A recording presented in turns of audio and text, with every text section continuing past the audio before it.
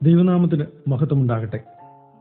ഇന്നത്തെ ധ്യാന ചിന്തയ്ക്ക് ആധാരമായ വേദഭാഗം യോന 2-ാം അധ്യായം 2-ാം വാക്യം.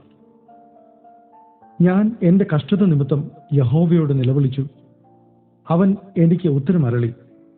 ഞാൻ പാതാളത്തിന്റെ വയറ്റിൽ നിന്ന് അയ്യം വിളിച്ചു, നീ എന്റെ നിലവിളി കേട്ടു. ഖലീൽ ജിബ്രാന്റെ ഭാവനയിൽ വിടർന്ന ഒരു കഥ ഷാജി ജോർജ് സാർ തന്റെ ഹൃദയത്തിൽ എഴുതിയ പാദമുദ്രകൾ എന്ന പുസ്തകത്തിൽ ഇപ്രകാരം കുറിച്ചിരിക്കുന്നു. ഒരു ചിപ്പിയും മുത്തുച്ചിപ്പിയും തമ്മിൽ കണ്ടുമുട്ടി. പ്രസന്നവദനായ ചിപ്പിയോട് തന്റെ ജീവിതത്തിന്റെ ചില നോവുന്ന അനുഭവങ്ങളെക്കുറിച്ച് മുത്തുച്ചിപ്പി പങ്കുവയ്ക്കുന്നു.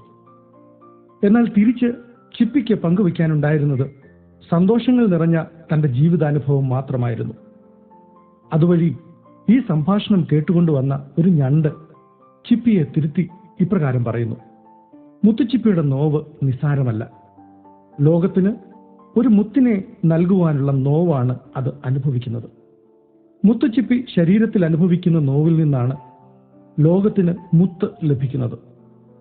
നോവ് നോമ്പായി തീരണമെങ്കിൽ വേദനകളിൽ നിന്നും വിശുദ്ധിയുടെ മുത്തുകൾ രൂപപ്പെടണം.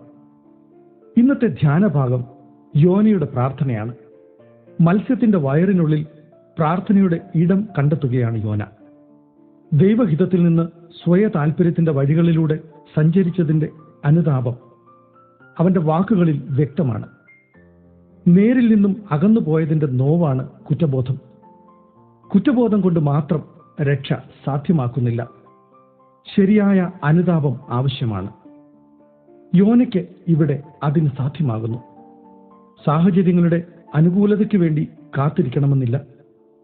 നാം നിൽക്കുന്ന ഇടത്തെ, ആയിരിക്കുന്ന അവസ്ഥയെ പ്രാർത്ഥനയുടെ ഇടമാക്കുകയാണ് വേണ്ടത്.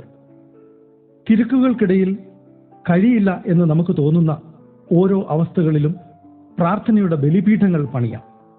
പ്രവാചകന്റെ ജീവിതത്തിലെ നോമ്പനുഭവങ്ങൾ ഓരോന്നും അവനെ കൂടുതൽ ദൈവാനുഭവത്തിന്റെ തിരിച്ചറിവുകളിലേക്ക് നയിക്കുകയാണ്. മത്സ്യത്തിന്റെ വയറിനുള്ളിൽ നിന്നും പുറത്തെത്തുന്ന യോന ഒരു പുതിയ മനുഷ്യനാണ്. എന്നാൽ ഒരു പൂർണ്ണ മനുഷ്യനല്ല. ഇനിയും എത്രയോ അനുഭവങ്ങൾ, പുതിയ തിരിച്ചറിവുകൾ അവന് ലഭ്യമാകേണ്ടിയിരിക്കുന്നു. ശിഷ്യത്വത്തിന്റെ എത്രയോ പാഠങ്ങൾ ഇനിയും അവൻ ഗ്രഹിക്കേണ്ടിയിരിക്കുന്നു. നമ്മുടെ അപൂർണതകളെ തിരിച്ചറിയുന്ന നോമ്പനുഭവങ്ങൾ നമ്മെ ക്രിസ്തുവാകുന്ന മുത്തിനെ പിന്തുടരുന്നതിനുള്ള ഈ വിശ്വാസയാത്രയിൽ ശക്തിപ്പെടുത്തും. നോവുന്ന അനുഭവങ്ങളിലൂടെ ഈ നോമ്പിൽ നമുക്ക് പ്രയാണം ചെയ്യാം, ഉള്ളിലെ മുത്തിനെ രൂപപ്പെടുത്താനായി. നമുക്ക് പ്രാർത്ഥിക്കാം. യഹോവയായ ദൈവമേ, ഞങ്ങളുടെ ജീവിതത്തിൽ ഉളവാകുന്ന വേദനകൾ സാക്ഷ്യത്തിന്റെ മുത്തുമണികളായി തീർക്കണമേ. ഈ വേദനകൾ നിന്റെ വഴി കണ്ടെത്തുവാനുള്ള മാർഗങ്ങളാക്കി തീർക്കണമേ. ആമേൻ.